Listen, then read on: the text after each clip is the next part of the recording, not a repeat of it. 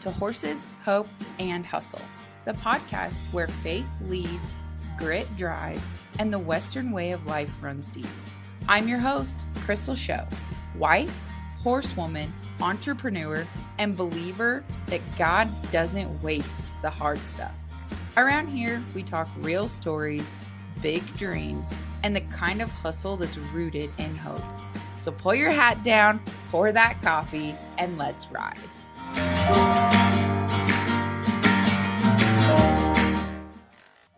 Today I'm joined by a horseman whose program is built on feel, foundation, and longevity.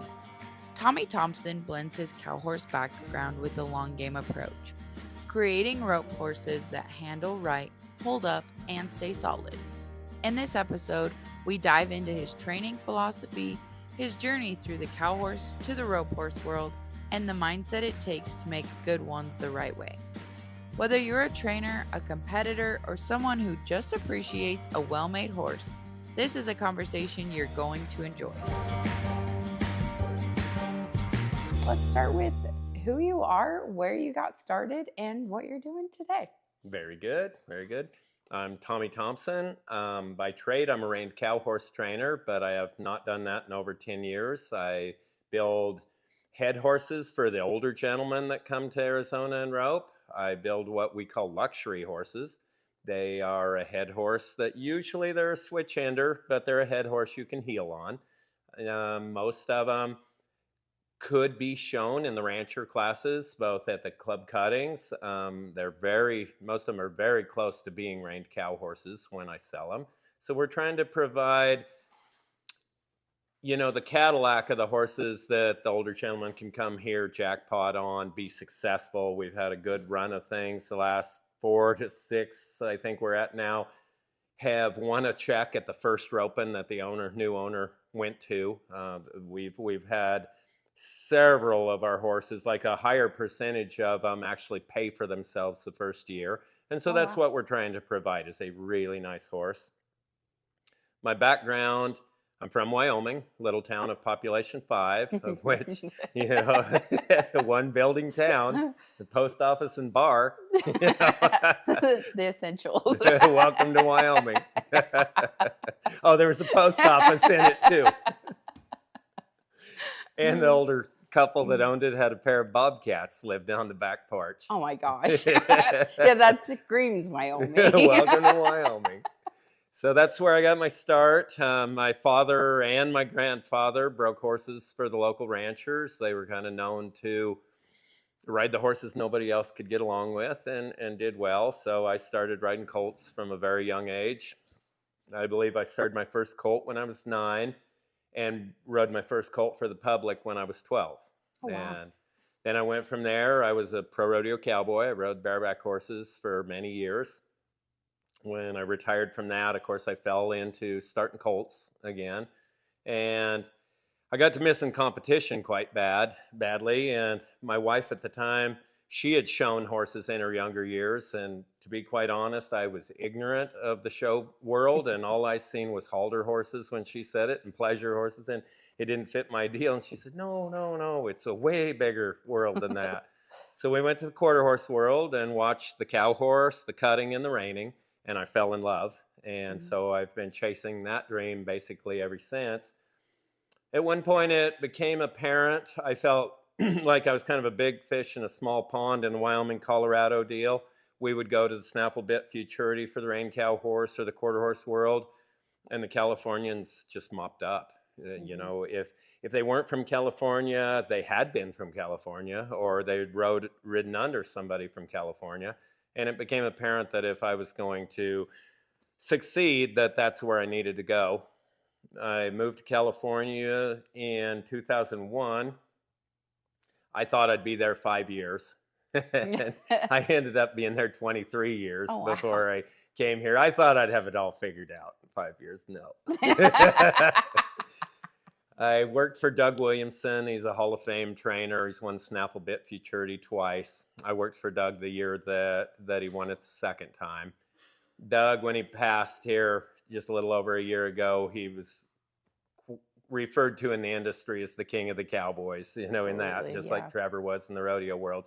It is true. He was one of the greatest ever. He was really great to ride under. He was very hard to understand. His stuff was very different than anything I had ever heard before. To be quite honest, the first few months I worked for him, I thought he was dumber than hell because it was so different. But then one day, Doug said, hey, go get that sorrel filly that you broke to ride for me and get her warmed up. The client's coming to watch his horse today. And I had been the only one had ever ridden this mare, and she had maybe 30 days on her. And I get her out, I ride her, do my stuff, which is what Doug told me he had to have on his horses. Didn't make sense to me why I was doing these things. Client comes, Dougie swings the leg over this mare, and he rides her around here, and she drags her little butt and turns around, and runs over there, and she drags her little butt and turns around, and she never stopped like that for me, or turned like that for me. And I'm like, what's actually happening here? Maybe I ought to warm her up before I ride her. You know, pretty soon he's loping around there changing leads on her, and she's not popping her tail. She's not gaining speed. She's not cracking her mouth. He's doing it on a pretty draped rein.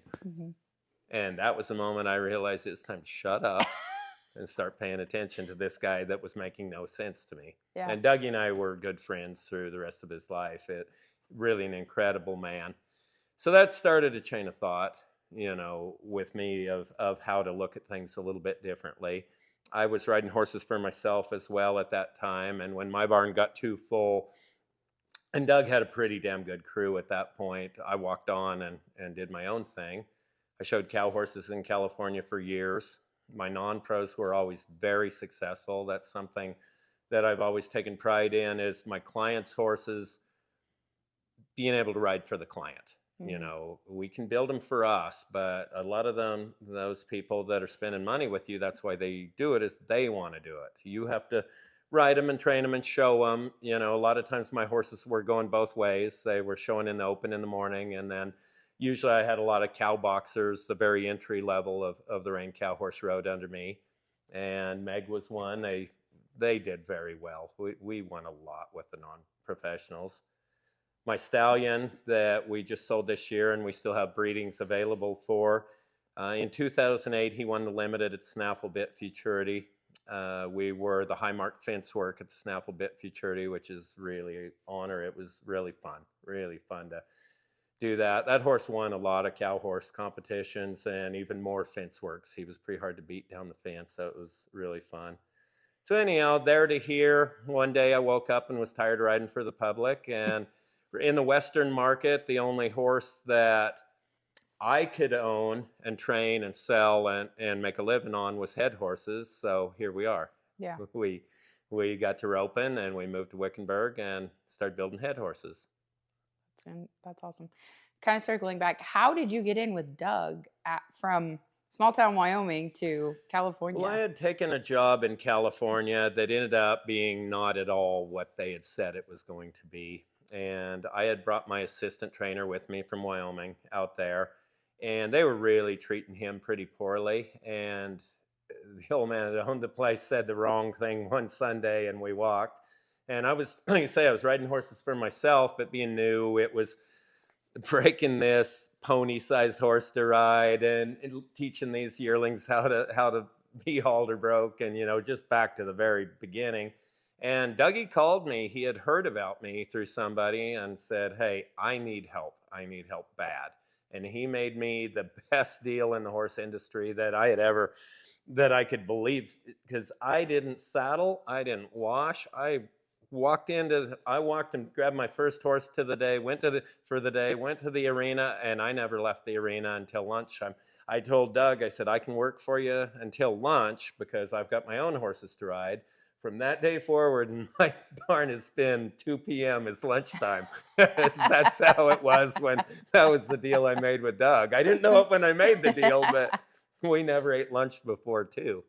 And it was really good. He paid me $10 a ride, and that would have been in 2001. And I had no expenses, and I was just riding them.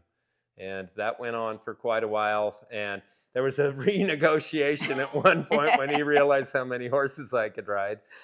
But yeah, that's how I ended up with Dougie, is he just was in sheer need of having somebody good under him. I got the man that was my assistant trainer, who's still a really close friend of mine. I got him a job with Doug at the same time. And it was really some fun times. It was great. I learned a lot. We all learned a lot there. Oh, I believe it. Yeah, Dougie's crazy smart about horses. You know, we always use the analogy when you watch Avatar, they take their braid and they plug it into their six-legged horse's mane and they're connected. That's how Dougie rode horses. Oh, wow. Somehow he's connected to them in a way that other people never were.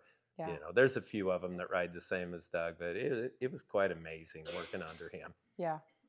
Was Doug pretty established when you started working for him? Like, was he showing a lot? And he had won the snaffle bit futurity already, and of course, that's the greatest thing that you can do in the cow horse world, besides the world's greatest horseman, because we like our bridle horses as cow horseman. He had already won it once, so yes, he was quite established. He was going through a little change, had been going through a little change in life prior to that with marriage and whatnot, so he'd kind of been in a lower spot. But the black horse he went it on, Dock at Night, we called him Tango. That horse was great. He was absolutely great, and he was great from the first time I laid eyes on him. Doug would tell me, I want you to watch me, and if you see me riding him differently than the other horses, you tell me. And I'm like, well, what are you talking about? And he's like, these really good ones, you really get to liking them, and it's super easy to let them slide on this or that. You know, if you notice that I'm riding him different, tell me. And that was a great lesson, because that is so true. So true. Them ones that want to train themselves, the ones that takes the win, it's really easy to let them slip through the cracks and not be prepared, you know, for the level of competition that they're going to be at. Dougie's program, he'd call it coping with pressure back then, and it's such a good way to think about building horses. We have to get those horses to where they're prepared for the pressures that they're going to see. And that doesn't matter if I'm building it for an older gentleman that needs to be safe. I have to prepare him for everything that might make that horse blow up or lose it, or, you know, anything that would hurt him. He's got to be able to deal with the pressure of that old guy that isn't as athletic as he was when he was younger, or gets caught in bad positions for a while. Might have to hang on the side of him for a little bit here and there. You know, you have to have the horse prepared for that pressure, just like when you go under the big lights. Can't be the first time that horse has seen those big lights. And if we want to be successful, we have to do it in a way that when they see the big lights, they're like, oh, this is just like home. I like it here. I feel good here. Yeah. If you have that horse going into it ready to cope with that pressure, you're going to be a lot more successful. Yeah. I really like that concept, because I feel like you see some of these top horses that are just incredible athletes. If they do go to a non-pro, or anyone except for that one trainer that made them to fit them, they just don't always seem as successful. Well, you hit the nail on the head, and that's where my program is so much different than the guys building the futurity horses. And them steers are scored way out there, and those are young horses, and there's a lot of pressure put on them. And those futurity riders, they have to ride like they're there to win something if they're going to win something. Well, the old men we build for don't rope like that. Yeah. So they have to have a trainer that ropes like that. And I was a bareback rider and a cow horse showman. I'm a low number header. My left hand's fairly high numbered, but my right hand, you know, is fairly low numbered.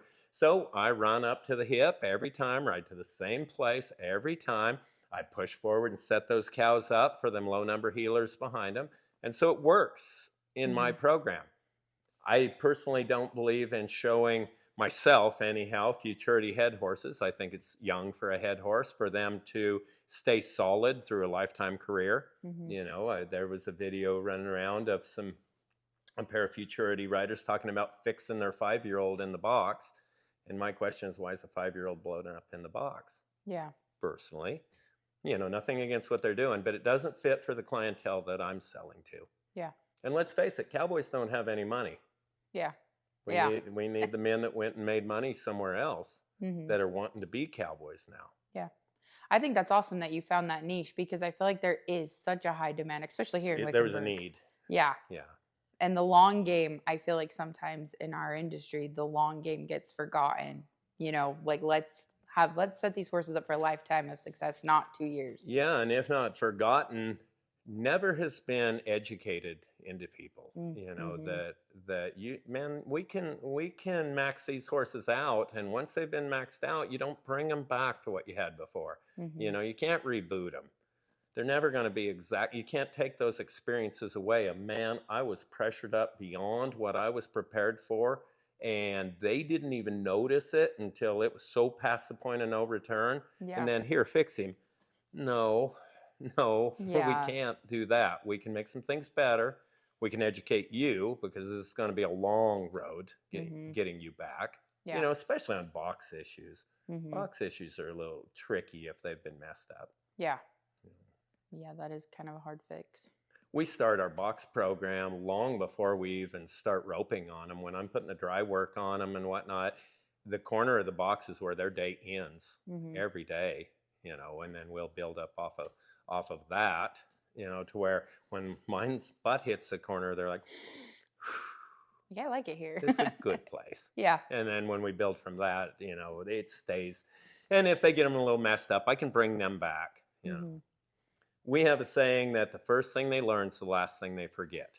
And it's maybe one of the truest things I know about a horse. Yeah. Is that. And so if the first thing they knew was getting rushed and very important things getting missed, man, I can't do much for that. I can get to where I can ride them and they'll look quite good, but I can't send them home and them stay. A lot of times we've quit taking horses that fall into these categories because, you know, I'm a trainer, I'm arrogant. Trainers, if you're not a little arrogant, you're not going to be successful. And you've got to believe you can fix them all. So I learned over time that I can get them where they rope good here at home for me, but then you take them back to the announcer talking and whatnot, and you can't afford enough runs to train them through that spot. Not that we couldn't train them through, but you're going to spend a winter roping 3 times a week, and it's going to cost you a lot of time and a lot of money, and you still might not get the results that you're after in that. And that's just being really honest about the game. Yeah. I'm trying to get it to be more commonplace that we're not rushing for a finished product quite as fast, that we get to do the beginning, put that foundation in there correctly the first time. And then we always have that to fall back to. If the horse gets led astray a little bit, we have something to fall back to. And they're like, oh, I remember that. And I felt good like that. And then build it back up. That you can do. But if your foundation was made on sand, you're not going to fix it. Yeah. You really aren't. No matter how good bred he is, you know, it really doesn't matter. Yeah. So how did you transition from the Cowhorse in California to roping here in Wickenburg, or training head horses? Well, we've been coming to Wickenburg since 1995. There's an older gentleman in Wickenburg named Jim Simpson that is a very good horse trainer. Jim's in his 80s now and still rides a lot every day. He's handy. He was the first man when I still lived in Wyoming that would let me into the good information. The rein cow horse stuff just didn't make Wyoming. You know, it didn't. It's a very West Coast thing. It came from the Spanish mission system. A little understood thing in the Western industry is there's 2 very different schools of horsemanship it came from. You have the West Coast horsemen who came from the Spanish mission system. The Spanish missions had monks classically trained in dressage from Spain that taught the vaqueros how to do their job, how to do their horsemanship. And then you have the Texas-style horsemanship, which basically came out of post-Civil War years, trailing cattle to Montana. And most of them guys were ex-soldiers, convicts, people broke, you know. They did it because it's the only thing they had. So they figured it out as they went. So you have one that, you know, the heritage came from basically the 1600s and even earlier than that, because it actually came from the Moors out of northern Africa. So we're talking horsemanship that, you know, could nearly be 1,000 years old, and horsemanship that is post-Civil War to us. So there is a big difference there on which way it goes. I'm sorry I got off on a tangent. What was your question? That's okay. How did you get from the cow horse in California to roping Gotcha.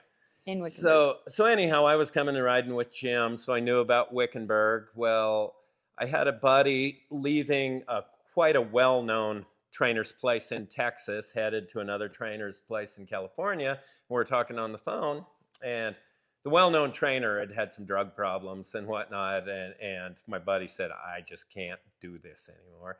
So he was headed for another job, and we were talking as he drove along the interstate.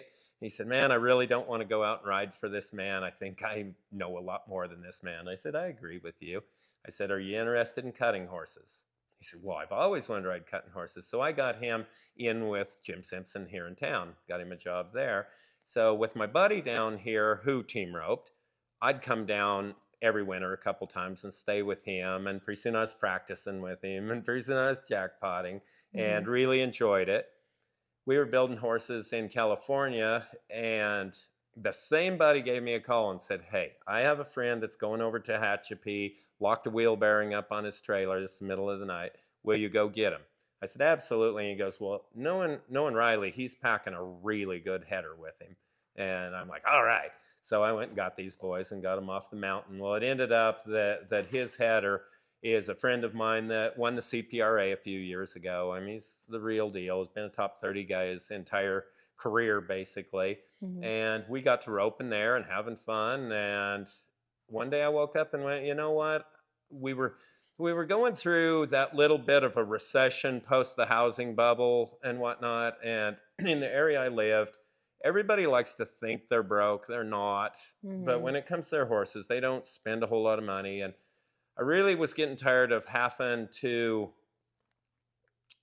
help people along to keep their horses showing out of my own pocket, not charging for things that needed charge for. And one morning I woke up and I was tired of it and started buying head horse prospects and building them. And well, here we are. You know, California, the politics got to such a place that we couldn't be there anymore. You know, I loved California. It's not what people that don't live there think it is.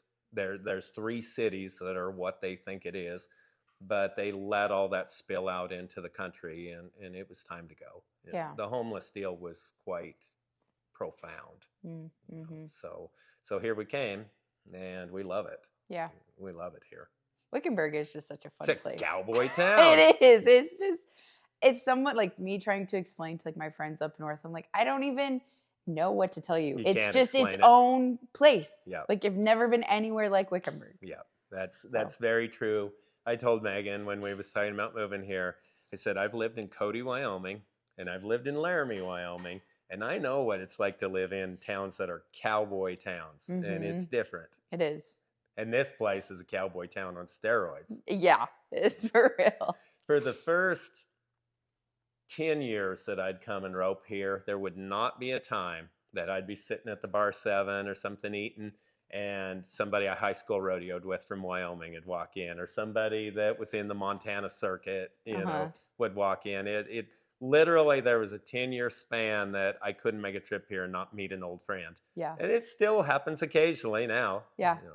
It cracked me up. We were just in church on Sunday, and I work for the Nile up in Billings, and we have the shows. I've rode bucking horses there. I've showed 2-year-olds there. Oh, really? Yeah. Well, we were sitting at church, and this family walked in, and the service had started anyway. We like, oh, we have some extra seats. So we scoot down, and I look up, and I'm wearing my Nile work coat, and I look up, and this guy has a Nile vest on, and I'm like, oh my gosh. Right? It's insane how many people from up north are down here, too. It was funny. We walked in to get some supper the other night, and I looked over, and I'm like, there's one of my old traveling partners. And I hadn't seen him in a few years. So yeah. That was fun. That is awesome. If you own a business and you're looking for a better way to reach people who actually listen, we should talk. Horses Hope and Hustle partners with brands that believe in hard work, honesty, and showing up. Let your business be heard by our listeners through authentic, story-driven sponsorships. Contact us today for more info. So how much of your cow horse background has influenced your current training program? All of it. I figured. All of it. The Rain Cowhorse is the perfect foundation for any Western horse because really it's based on 16th and 17th century dressage is really where it came from. So we like to say that in our program, it's all about the horse, and it really is from a posture standpoint, a fitness standpoint, understanding the mechanics of how they're put together to get them strong enough, enough endurance in them, to get them flexible enough to do what we do. The Rain Cow horse maneuvers and training techniques and whatnot kind of cover those things. Plus, they're cow smart. Now when you're sitting in the box, their ears are on that cow and they're reading that cow and they're seeing how fast it leaves and, coming onto at appropriate speed. And I couldn't do it if I wasn't a Rain Cow horse trainer. I'd be blowing them up left and right too. Yeah. Yeah. Let's talk a little bit about some of the parts of your training facility out there are very different from anything I had ever seen when we were out taking pictures the other day, and you kind of were walking me through. Let's talk about some of those aspects that you've added to your facility that you that you think helps shape these horses. Well, starting with the very beginning, we start our horses in what's called the post pen. Some people call it a circus post, and mine is an 18-foot by 27-foot horseshoe shaped pen that the post is centered on one end. And I guess the earliest recorded accounts of, in Europe, it's called working around the pillar, was in the 1600s. So it's very old. There was a man who was a Rain Cow Horse Hall of Famer named Harold Farron that brought it to the United States, and he had several people he taught it to. Several of those people I have been friends with and ridden with. And so none of them really carried the post pen on, but the more I got educated about how horses work, the more my program came down and started tightening down to, hey, these are the things that are making it work. These few things are the things that are making it all work. And I'd hear stories about the post pen. I was like, you know what? I think that is the method for me, even though that is not how I've started horses through my entire career. I'm a student of Tom Dorrance. I got to drive to California many, many years ago, 30 plus years ago, and ride with Tom. And then actually Tom's wife, Margaret, and I became friends. And so we talked a lot. And I would swing in when they were having clinics somewhere in the 3 or 4 state area. You know how we are from Wyoming. We'll do some driving. But we'd go see Tom and Margaret helped me buy some of my first show horses. And that was really good. But anyhow, I've always been a Tom Dorrance type follower, but I always had a dream from the time I was a little kid that the first day I could just crawl up on them and they'd ride off without trying to buck me off and whatnot. And after meeting Tom and working with him and whatnot, I actually did that for the last 25 years, where we would go in the round pen and I'd get that horse coming to me. I'm going to really oversimplify this, but I'd get them coming to me where I could put pressure on them, and they knew I was the safest place around. And through the sacking out process, I would use my flag to teach them the cues that I was going to need while they were still scared and they didn't even know they were learning how to move these parts. Usually 45 minutes to an hour, I'm on them, and a lot of them I'd be in the arena 15 minutes later.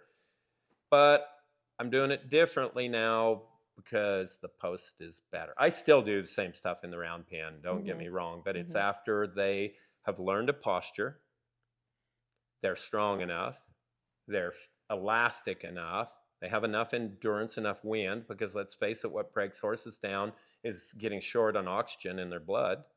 So we get them fit enough now, and then I climb on them the same, but they already know everything. You know, my colts are riding off quite broke on the first ride doing it this way. So I've got the post pin. I've got the round pin. Of course, everybody has that. I use a little smaller round pin than most people do. It's about 53-foot diameter. A 60-foot just works me to death, getting them taught to do the Liberty. It's Liberty work, how I bring them to me. It's not like where you see people pressuring them and they release the pressure and the horse will flop into them. No, I'm pressuring their hip and I'm driving their body forward to me in a nice arc. And so I need a little bit smaller pin, you know, for that. We've got, I try to do anything that I see will help the horse understand a little bit easier. You know, like when we rope the donkey, we've got a loose donkey out there that we can use our return alley as panels, and we actually get to get on the right side of the donkey, and the donkey will come through a gate on it. We get a perfect corner and get to track it 3/4 of the way across the arena to the little feeder that she gets a bite out of. You know, so that's a nice thing. You know, you just get to have that slow work, making the same run over and over and over again. And I do start all my head horses as heel horses. And then we've got a donkey merry-go-round. We can put another donkey on that just around and around we go. And again, it's got a stiff arm, so I can be out on the right side and get them horses to rating and running stood up on a slack rein. And then we can make the switch. That makes it easier.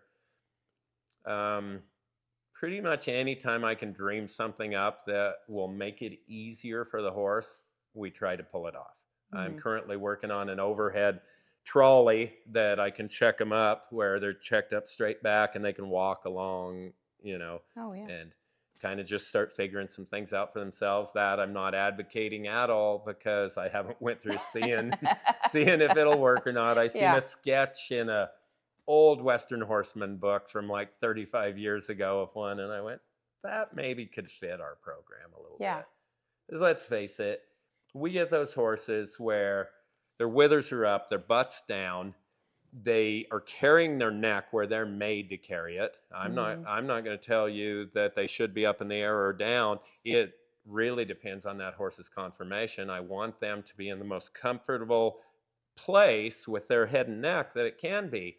That head and neck is a cantilever for their hips. As they run their hindquarters up underneath them and collect, they have to have that head where it is to where it balances them. Because the way people lay back on them and whatnot, they are not going to collect when they're worried about getting tipped over backwards. So, and they're not going to be able to perform when they're uncomfortable. So whatever height they want to carry their head, what their conformation says, I want that nose soft to where when I take a hold of the bridle reins, no, they don't curl under and hide their head. They don't come up to it, but it's just like having a clear connection on a telephone line. When I ask, they're like, yes, sir, I'm right there. There's no static in the line. So we do a lot of that collection work. And I will say this, collection does not mean headset. Collection means that they are running their hindquarters deeper underneath themselves to where they're packing equal weight on all 4 feet. Where a horse just standing there on his own, it's more like 2/3, 1/3, and all on the forehand. So we need to get them strong enough and teach them the proper posture so that they can work like an athlete. And in the post pin, honestly, that's what I can teach them on the post, is how to drive those hind legs up underneath them, be soft and willing in the face, flexible in the body, but be collected before I ever ride them. Yeah. Let's maybe go in a little more detail on what the post pen is for people who are just listening. Because I had never seen one until I was here, and I was like, what? Oh, they're very rare. There's only a few people in the United States that use them. And I'm starting to make more contact with them. I've worked out some kinks in my program enough that I'm starting to call and see what their experiences are and what have you. People that I had not met before. One of them is as an older gentleman in Florida, and I've been on the phone with him. Harold Farron said that Frank Barnett figured the post pin out better than any of his students. So when I heard that, which was very recently, I started trying to figure out how to get a hold of Frank Barnett. So it's his busy season right now too. So we'll probably get together coming into the spring. He's just outside Ocala, Florida, and it's similar to our deal, except it's jumpers instead of ropers. Oh yeah, right there. So when we slow down, I'm gonna go visit him. So the post pin is a square pin. Like I say, mine's 18 by 27, but usually I leave the fourth side open, the side away from where the post is centered.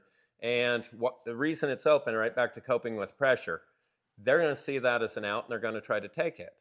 In my program, we do not try in any way to keep a horse from making a mistake. In fact, quite honestly, we should say a little prayer every morning when we go to the barn that hey, I hope every one of these horses makes every mistake they can possibly make. Mm-hmm. Because then we're working on what they need, Like Tom Dorrance taught me, go to the worst they can be and then work from there. Mm. Don't be icing over a crappy cake. Mm-hmm. Go to where the problem deep is. So anyhow, we all know that horses are going to look for the out. Head buck's front of it's an out, and we see them stand on their hind legs and leave there quite often. Yeah. Honestly, that my post pin looks like a head box, to be quite honest. So I start teaching those horses, go ahead and try to take that out. I've got the post. And depending on the horse, I may have a flag in my hand. I may have a little whip. I may just have a lead rope. Just depends on the horse or the situation. But I can pressure them on that side and give them a nice gentle spot on the closed side. And it doesn't take a smart one 3 times. And they're like, I don't like that open side. I get in trouble there. I'm going to stand up and go around this post. We use the corners of the pin, I personally do, as release points, where I can pressure a horse out there and then take their shoulders up into a corner, say, and just let them lick their lips, stand there with their neck bent. I'm always working to get them looking at me, finding me. Everything in my program is about, hey, look to me, I'll save you. And I make them believers on that. So when they think I am what gets them out of everything, they're not going to run off with me. They're not going to try to buck me off. They're not going to run through my hand, because they're going to be drawn back on, what does this guy think? Now, I will teach them on a cow, hey, take your attention off of me, because this is your job. And here's what I expect of you. He trusts me to do the rest. So he'll run up there and cow and rate. And, he will do his job. He's confident that I'm happy with him doing his job. If he makes a little mistake, I don't want to just torture him, but let him get off into that mistake and put some pressure on him there, and let him stay in that mistake long enough that they start going, hey, I don't really like it here. And if we're talking with it tied to a cow, I am going to keep that pressure on until they have focused both eyes back onto the part of the cow I want them looking at, and I'm going to leave them be. And pretty soon that cow's their best friend. Not only that cow, that spot I want them on, that cow is the only good place on the planet in their eyes, just like the corner of the box. We've created the same thing. So having the corner in the post, I can use it, start teaching their shoulders how to move, because I'm working them around that post, and it's pressure, it's work, it's, they're starting to sweat a little bit, and I'll take their shoulders out to that corner and leave them be. And just for the people that haven't seen it, they are haltered and you have the lead rope halfway around that post. That's how you're working them. Sometimes it's wrapping a half around it. And sometimes I do a lot of work in there without being on the post. Like when I square it off with the force side, when I first start really teaching them how to soften their neck and look at me and move their shoulders. I will teach their shoulders how to go to the corner. I'll teach their hips how to go to the corner. That's literally that. We start working on all of my entry-level maneuvers are based on a circle. And basically, if you look at classical dressage maneuvers, we're doing a handful of those on the small circle. So the post allows me to put that stuff on them before I ever climb on their back. First time they're ever saddled, they already know most of my fundamental maneuvers. And I can just get on them and start asking that.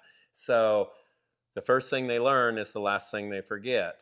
My horses already know how to posture up, how to keep equal weight on all 4 feet. They know how to be soft in the neck. They're willing to accept your legs and get off of them. I've taught them to look to me, to draw to me. I am their answer. And I'm going to take the connection that I gained through that right up into the saddle with me and start doing the same maneuvers, which will build very rapidly, very rapidly. In fact, we have 2 videos online of us starting horses that we had built on the post. There's none of the how-to on it. It's just we led the horses out in the desert, one in the Hacienda, one in a big flat, between here and the 60. And we climbed on them. They looked really pretty circles both ways. They packed their face. They stopped. They backed. They do kind of elementary reiner turnaround, but their footwork was right. It was just a little slow. It was that was one thing I found was a little different feeling that I'm working on in my mind, how to build a little bit more in the post, is we took those horses all the way through, never climbed on them, and they did all those things the first day, really packed their face and rode around well. So the post pen allows us to have something we would never have a chance at, to have that horse educated before we get on their back. Mm-hmm. Now, there's people that drive and whatnot, and that will fit their program. The maneuvers I put on my horses to get the collection I'm after, the driving and that type groundwork won't work for me. Mm-hmm. I call what we do in-hand work, because I don't want there to be any association with groundwork. What I do is very different. Mm-hmm.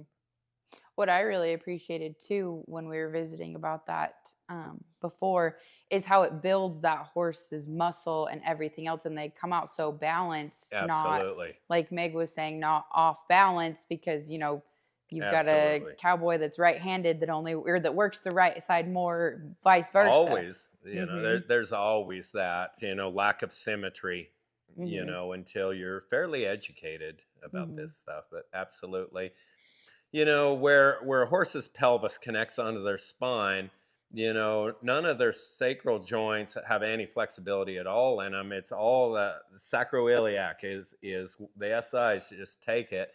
And I believe that the more we can get them strong across their lower back and through their core before we start asking athletic things out of them, the longer they're going to stay healthy, sound. Mm-hmm. I personally believe that a lot of hock and stifle injuries happen because they're sore in their lower back and it's getting missed, and they're compensating for it. We have a great vet in California, which if we have soundness stuff that we don't understand, to this day, we drive 12 and a half hours to this guy. Mm-hmm. He's a great diagnostician. And when we first started going to him, the majority, I had a veterinarian that got pretty ill, and his work was, his diagnostic skills weren't there. He just kind of got old and quit. And we had some problems. Every problem we couldn't find started out of the lower back. And so as we learned that, and through the years, seeing it happen over and over, we're like, we got to get these. And I don't necessarily mean with horses that I built, but we've traded a lot of really nice horses that come in, and they're rolling their hocks are sore, and so you take care of their hocks, you get them fixed, and you're seeing other issues. Well, it always traced back to the lower back, and we just having to take care of that. So we decided, hey, let's build a program that they're strong through their core, through their lower spine, and build on that. Yeah. I really admire how your whole program is based on the long run. Well, thank you. The long game. I learned that in California. It's all about the bridle horse there. Mm-hmm. And that's, everybody's caught up in futurities and 3-year-olds. But really, you want to impress me, show me that horse that's still showing at 14 years old. The one that's, like our stallion that won the limited at Snaffle Bit, is 20 years old and he'd vet. Oh, wow. That's what impresses me. He had a full show career. And we roped on him both ends. And we cut on him. Wow. Yeah. And we did ranch work on him. That's awesome. Right? Yeah. But he was the right confirmation. We started with the right horse. I bought that horse not off of papers. His papers are less than impressive. But I bought him as an individual because conformationally, he was what stays sound, what can perform. So there's that in it too. Not all of us as humans are built like we can go to the NFL, but we still got to make a living. Yeah. And I think that of horses too. But we've got to go into it with the horse in mind, going, can this horse be able to do this? Stay sound mentally, physically, emotionally. We need to ask those questions. Every horse has its place. May not be doing what we want them to do. Yeah. So when you're looking at buying either for yourself or a client, like a head horse prospect, what are some things that you go into it looking for at a horse that maybe already is riding? Conformation first and foremost. I want one that's built for it. I want correct feet and legs. I want their neck put on their body appropriate for the look that I'm trying to present. We go through them with a fine-tooth comb on confirmation, looking for soundness and whatnot. If you can possibly see attitude, in them, it depends on how young they are. Um, Depends on how young they are, how much we get to play with them. But I believe in the trapezoid theory of a horse. If you've ever heard of that, it's just a balance thing where the length of their back is the same as the length of their hip, which is the same as the length of their shoulder, which their underline is exactly double that. Their neck is that same length. They found that off of a sculptor was sculpting Secretariat, and he found that Secretariat had a perfect trapezoid. And then they found that this particular man was friends with several AQHA judges, and they went around to trainer barns talking to trainers. Hey, what's your best horse? What's your worst horse? Blah, blah, blah. And inevitably, it turned out the closer they were to being a perfect trapezoid, the higher opinion that the trainers had of them. I have a look on their back that I look for. I personally like to see where the base of their withers ends and it starts in the back. I like it to be a perfect arc all the way around down to where their hamstring ties into their gaskin. I don't want to see any hollow spots in that, especially in the lumbar area. I don't really like that hollow spot thing and be behind their hip bones either. I'm looking for horses that'll get their hiney's in the ground. I would say a tight tail head, but there's a few lineages out there that don't, that are really stoppers that can work. It depends on the client and the age. I like cow horses that are just line-bred cow horses as long as they're big enough to be rope horses. I think a lot of the cutter lines are too shocky to be rope horses. They're always wanting to check on their front end. They're bred to get back and get away from cattle and to really be sensitive about any movement in cattle. They're kind of hard to rope on. And the older the man that you're selling or woman that you're selling them to, the harder they are. So I'm not saying that we don't have cutter bred horses here. I'm just saying I would shy a little bit more into your cow horse, your straight cow horse lineages. They tend to be a little bigger. We got to run down the fence. And, we say if you're not getting shit on your shaps, you're not close enough. So you're going down the fence rapid. So those horses have to run, and I think an important thing that our breeding industry has forgot about is speed in some of the show type horses. And I know through my career, some of the unsoundness issues that you dealt with, looking back on it, I felt like it was because that little old sucker was maxed out every day. That cow is getting it down the fence and he's giving it everything he has just to stay leveled out, balanced with the cow. And then when he goes in the ground, no, it's not hurting him this time or the next time, but on the 287th, all of a sudden something's a little sore because he's maxed out.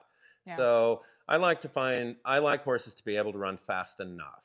I'm a big fan of crossing cow horses on running bred horses for higher numbered people, but occasionally one of those will have the right mind that you can sell them to a little lower numbered people. I like horses. I like horses that are talented, that want to please me. So I don't get caught in one lineage or one type or whatnot. They just have to be appropriate for the hole we're going to fit them in. I'm not going to keep trying to push a square peg into a round hole. I love that. I know in our horse sales business, I'm always like, people come to me like, this isn't that nice of a horse. Well, as long as he can do the job that you want him to do or, have him doing. Absolutely. That makes him a great horse. Yep. Not him going and winning the futurity, but doing the job that you want him to do. That's what makes people happy. Yeah. When you can go throw a leg over one, you ask, they say, yes, ma'am. That makes people happy. And it makes them horses happy. Yeah. Because they can feel your emotion. So. Do you have a few favorite horses that you've owned or gotten the opportunity to ride over the... Well, of course. The TV screen's rolling behind you there. That was Hickaroo. Hickaroo won the Montana Futurity and the Bridle. The one year I went back for that one, he won one of the limited classes in local cutting club. We won the Open 2 rein year end in the California Rein Cow Horse Association on him. And I didn't get him until he was 6. Oh, wow. And he had been through a really quality 2-year-old program, but that's the last really good training he had. Anyhow, we went on to win a lot with him, and he was a stallion, and we bred him for the owners. And one of my best buddies, little old boy, when he was 5 years old, had roped the sled on him. Oh, It was that's quite awesome. cute, that really big old pretty stallion. That was a great horse. I've had several favorites. My stallion, of course, the stuff that he won and the places that he did, he was really the greatest I've ever had. But man, I've had several great horses. In the roping, my personal head horse right now, he is a son of a sire that I think he's a 7-time world champion Cowhorse. Oh, wow. Belongs to great friends of mine, Kevin and Karen Stallings. Kevin's a great Hall of people. Fame Cowhorse rider, and Mhm. we're very close. Anyhow, I have a son of his. It's out of a rowdy Yankee daughter. He's pretty. He's awesome. I can win on him. Most everybody wants him, but I priced him at a ridiculous price that I hope somebody's going to come through, Yeah. and I'll have to have another one. Everyone I've thought was going to be his replacement, somebody's wanted for more money than Yeah. than he was worth to stay, so they've went. Right now, I've got several nice prospects, and then my one really good horse at the moment. And then we've been riding a lot of horses for other futurity rope horse guys, putting the first 90 days on them for them to go their program, and that's as close to the futurities as I really want to get. Mhm. For the head horses, that is. I'm not anti-futurity, but it's not my deal. Mhm. And let's face it, how that's set up, the kind of horses I build aren't going to really do well at that. I'm Yeah. building them for the old man. Mhm. So Yeah. What's your favorite success story of everything over the years? yeah. So when I won the fence work at Snaffle Bit Futurity, the man that bred the stud, my stallion, came up just to watch that. He had showed at Snaffle Bit Futurity one time several years earlier, and he had ran the sale barn there north of Bakersfield, and we'd all worked under him at some point. Cowboy's got to go to the sale barn and make a buck Mhm. every once in a while. But anyhow, Ronnie had came to watch the horse show that day, and there's a big old tunnel you come down through to come into the main stadium there, and he was standing on the handrail up there.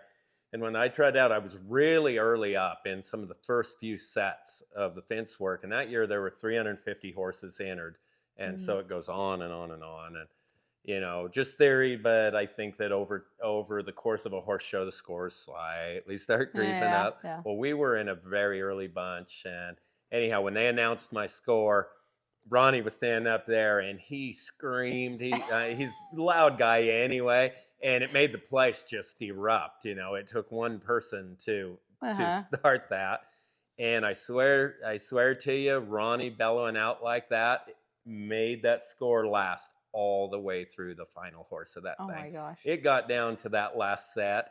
I was chewing fingernails, and because there's like no way that this is going to hold all the way through this horse show. It was like 280 head of horses to go, and it held all the way through it.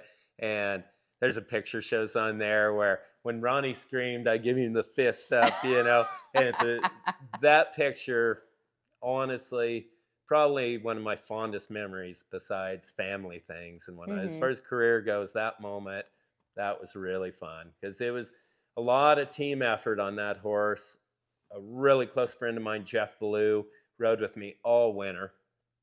Jeff is better than anybody I've ever seen at putting a baby onto a cow.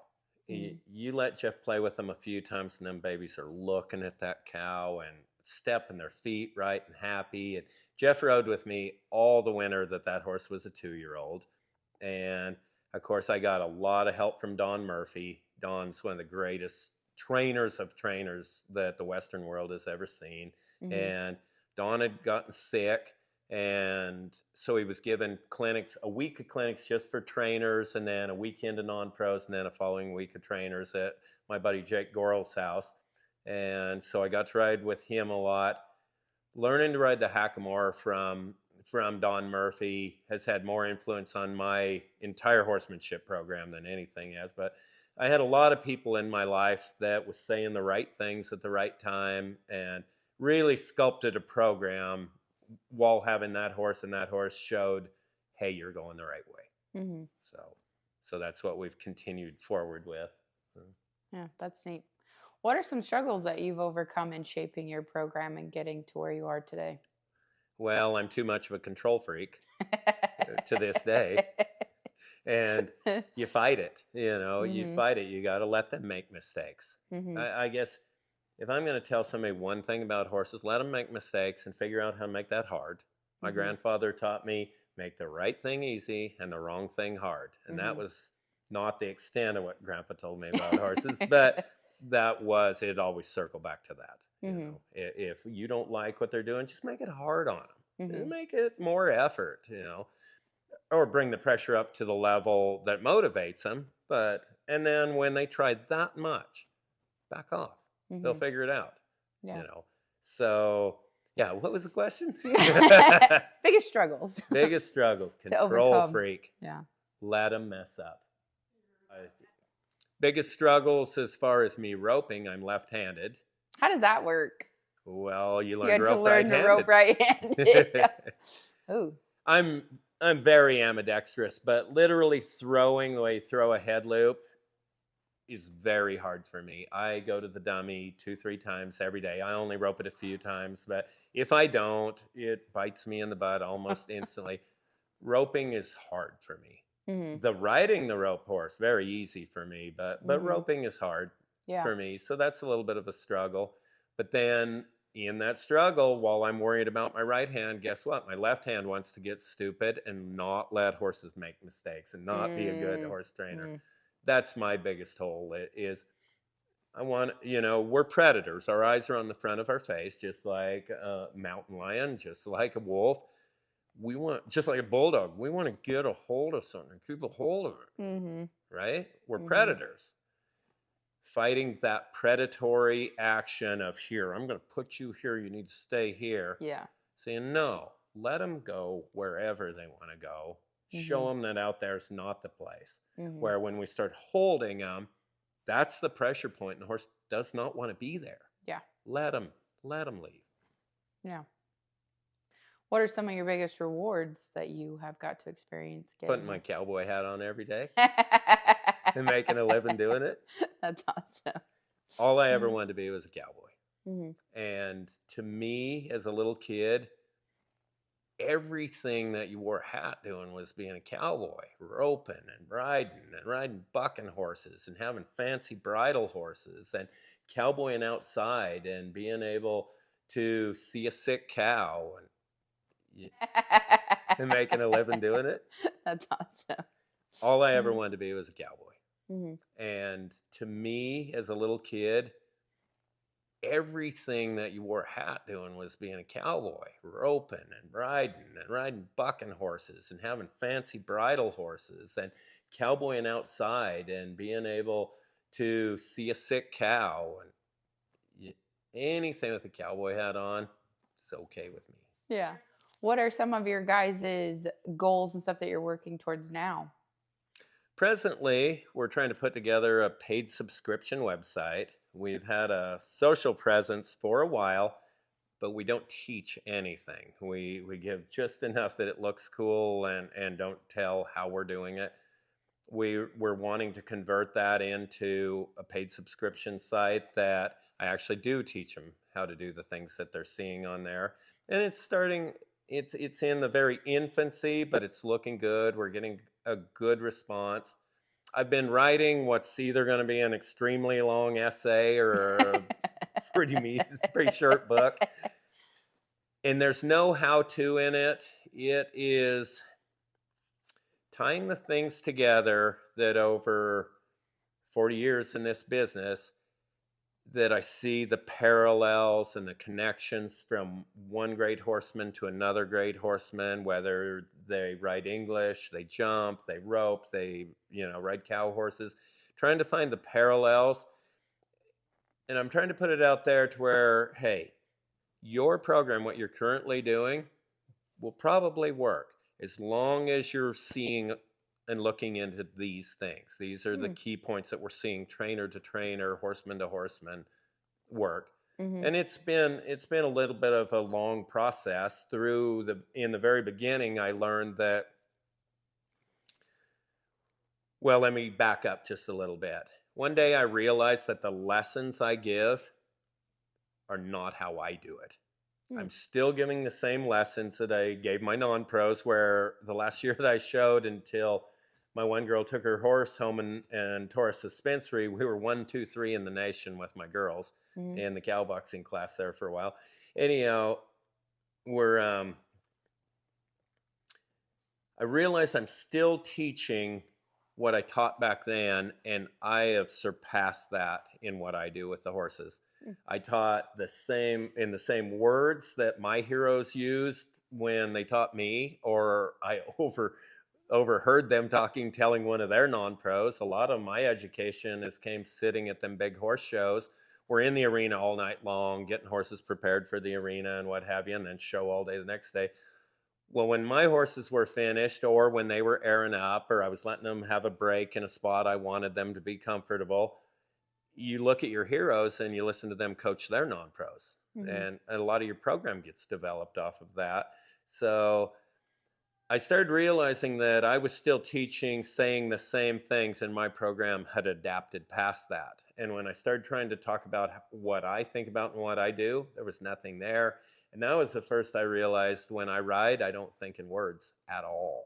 Mm-hmm. And so it's been quite a long process of getting things down on paper to where it makes sense. And it's mostly been written by me having an epiphany, sending a text to Megan so I don't forget it, and then coming in and getting it down. But we are working on that, and how that is going together. All of the paid subscription website stuff will center back into the concepts in that, where it's pretty easy to keep it sorted out in your mind, Mm-hmm. and put it in its place.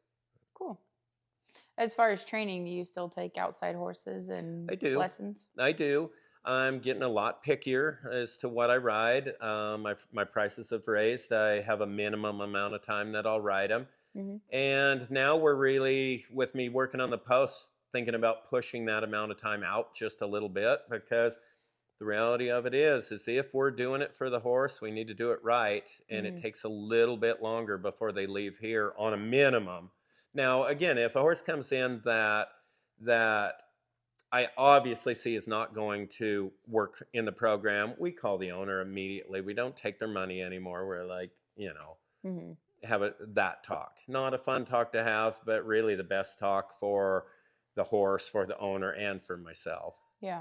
But yeah, we do ride horses for the public, and I will train a horse for pretty much anything you pay me to train him for, if it is putting a round peg in a round hole. Mm-hmm. If it'll work, we'll do it.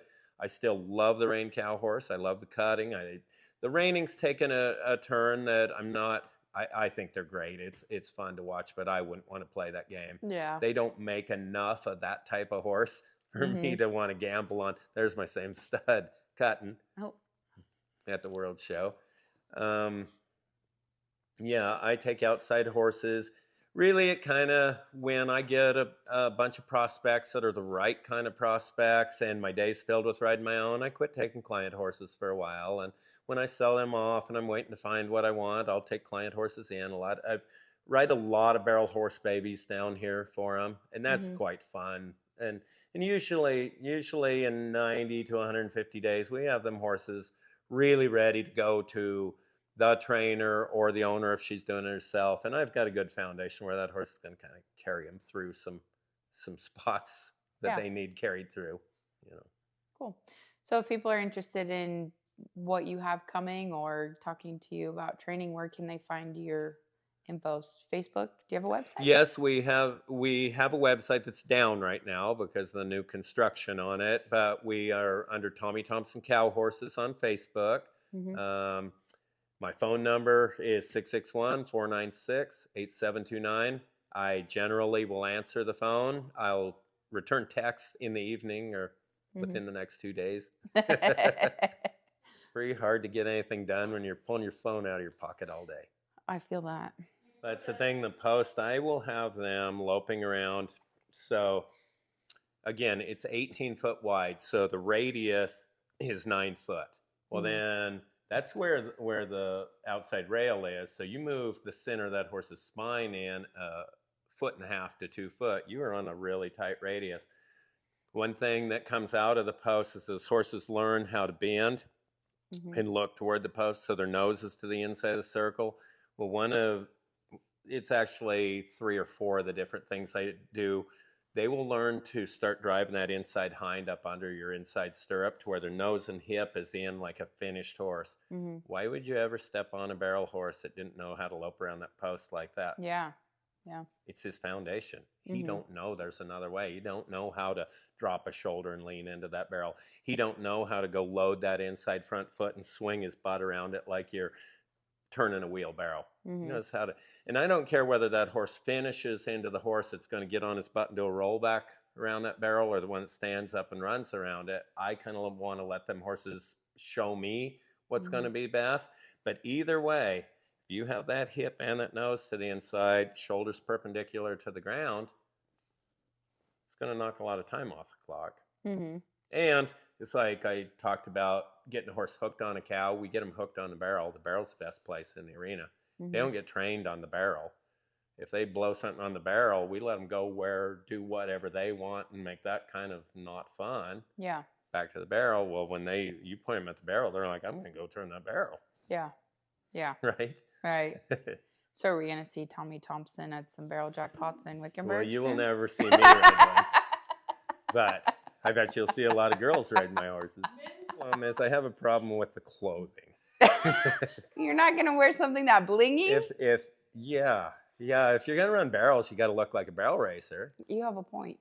I would tell that to my clients when we were showing, because you have your clients that come in from the ranch country and they look pretty ranchy and they're damn sure that they should be able to show like that. And we would have this conversation. Yes, you can show just fine like that, but you don't look the part. You think them judges are going to let you mark the part? Yeah. It's not going to happen. Yeah. Now there have been really some great horse trainers. I was very ranchy when I showed up, but you start molding in to where you look the part, and then, you learn more, you win more. But I believe in whatever you do, you really should look the part. If you want to be taken seriously, you need to look the part. Just like head horses. My horses, the tie down is there to balance them if they need it, because I'm riding poorly because I'm at a jackpot wanting to win. But all of them at home will ride without the tie down. They are not using the tie down to force collection. It's just there for something to balance on. If you were walking along the top rail of my fence and I was walking along and you knew I was there, you're going to have a lot of confidence, So that's how we look at that. But you don't sell rope horses without a tie down and a rope saddle on them. They don't look the part. Yeah. We all need to look our part and act our part. Yeah. Yeah. I like barrel horses. I actually really like barrel horses. It's, for lack of a better way to say it, it's really hard for me to just be in that industry. It's a vibe that doesn't really fit me. But I love building them here at the house, and especially if who I'm building them for will come take lessons from me. And, one of the local pro rodeo girls, we knocked a large amount of time off of all 3 of her horses in about 3 lessons. And she's very good. I wouldn't have taken her on if she wasn't, but I like barrel horses. I think it's a good sport. I think there's things about it that are very bad, but I do have a soft place for a nice barrel horse. Yeah. Of course, I like a nice horse no matter what they do. My daughter's a 3-day eventer, so we build jumpers. And the jumping deal has taken my horsemanship to another level. You can't fake some things that you do in a cowboy hat there. Yeah. So, very fun stuff. Very fun. Awesome. Well, thanks for letting me come and chat thank your you. ear off. And that was fun. Yeah. Best of luck to everything that you've got coming up. I think it's going to be great. We do too. Thank you. Yeah.